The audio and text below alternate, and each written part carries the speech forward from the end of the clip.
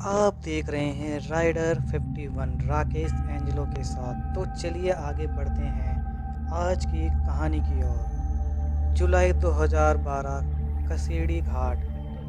चार दोस्त अनिकेत, साहिल, राजीव और अमित सब हॉलिडे एंजॉय करने के बाद रात में वापस घर लौट रहे थे। अमित बोलता है, अरे यार, कब ये रास्ता खत्म होगा?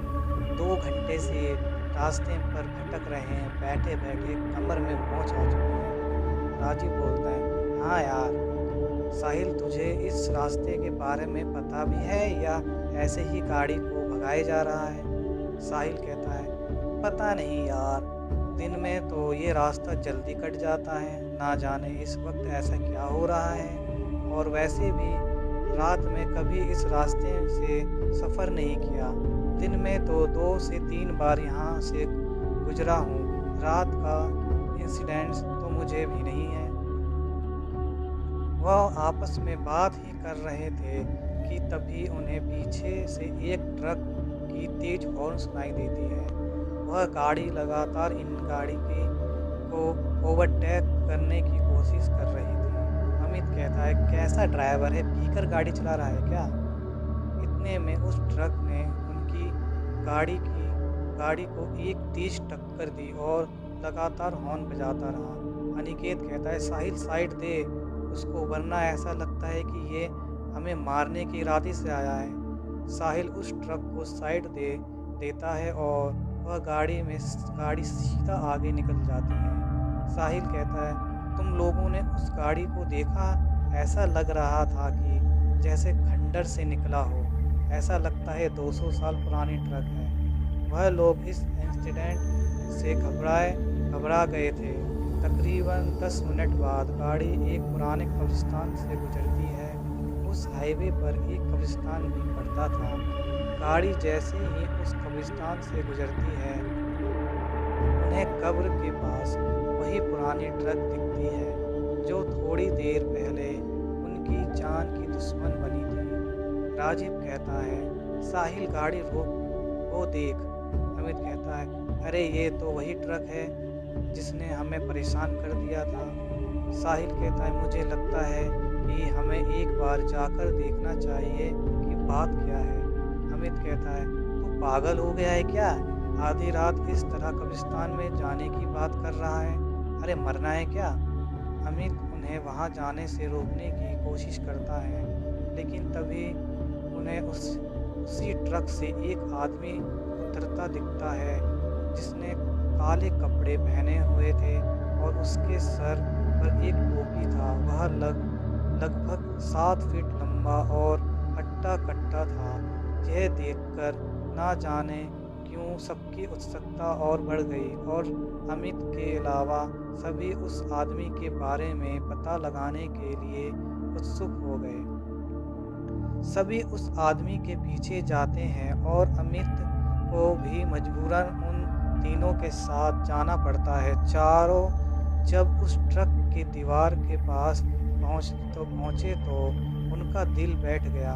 उन्होंने जो देखा उसे देखने के बाद उनके रोंगटे खड़े हो गए। उन्होंने देखा कि एक ट्रक ड्राइवर कब्र खोदकर लाशों को निकाला और उसे बेरहमी से खाए जा रहा था।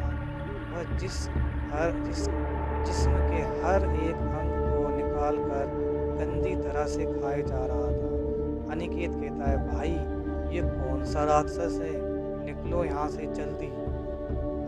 हड़बड़ाहट में सब वहाँ से एक साथ भागे, लेकिन अमित इतना डरा था कि वह हिल भी नहीं पाया। कदमों की आवाज़ सुनकर उस शैतान को पता चल गया कि कोई उस पर नज़र रख रहा है। वह जैसे ही पीछे पलटा, उसे वह 3 लड़के भागते और एक वहाँ खड़ा दिखा। वह शैतान अमित के करीब पहुंचा और उस शैतान ने सीधा अमित के गले पर वार किया और एक ही वार में अमित की दर्दनाक चीख निकली और इसके साथ ही अमित की वहीं मौत हो गई। यहाँ तीनों तेजी से गाड़ी की तरफ भागने लगे और गाड़ी के पास पहुँचे और गाड़ी में बैठ गए। वह शैतान अब तक उनके पीछे नहीं भागा था, बल्कि दूर से ही खड़ा उन्हें घूर रहा था। साहिल गाड़ी स्टार्ट करने की पूरी कोशिश कर रहा था, लेकिन उनकी कार स्टार्ट ही नहीं हो रही थी। तभी वह शैतान धीरे धीरे उनकी तरफ बढ़ता है और लगभग गाड़ी के नज़दीक पहुंचा गया था। तभी गाड़ी स्टार्ट हो गई और तेज़ी से साहिल गाड़ी को आगे बढ़ाने लगा। वह शैतान इन तीनों के पीछे बढ़ चुका था और तभी वह हवा में उड़ा और सीधा गाड़ी पर कूद गया। और जैसे ही अनिकेत उसे देखने के लिए अपनी मुंडी गाड़ी से बाहर निकाली, तभी उस शैतान ने अनिकेत का सर अपनी भारी तलवार से काटकर अलग कर दिया और उसका अधकटा शरीर गाड़ी में ही फड़फड़ाने लगा। यह देखकर साहिल और राजीव दोनों डर गए और दोनों जान बचाने के लिए चलती गाड़ी से कूद गए। वह दोनों घास के मैदान में गिरे, जिससे उन्हें कम चोट आई। दोनों सांस दबाए घास में लेटे रहे, लेकिन उनके डर को उस शैतान ने महसूस कर लिया था। और फिर शैतान को राजीव एक कोने में दिखा। तभी वह शैतान अपने लंबे नाखून और धारदार तलवार से राजीव पर वार किया, जिससे उसकी दर्दनाक चीख निकली और उसकी मौत हो गई। उस शैतान ने साहिल को नहीं देखा था और साहिल भी राजीव की मौत के वक्त वहां से निकल चुका था, जिसकी वजह से वह बच गया। उस रात केसाड़ी घाट हाईवे पर जो भयानक हादसा उनके साथ घटा, उसने सभी को ये सीख लेनी चाहिए कि अंधेरे रातों में भूतिया रास्ते में गुजरने का अंजाम कितना खौफनाक हो सकता है। तो दोस्तों, आपको ये कहानी कैसे लगी?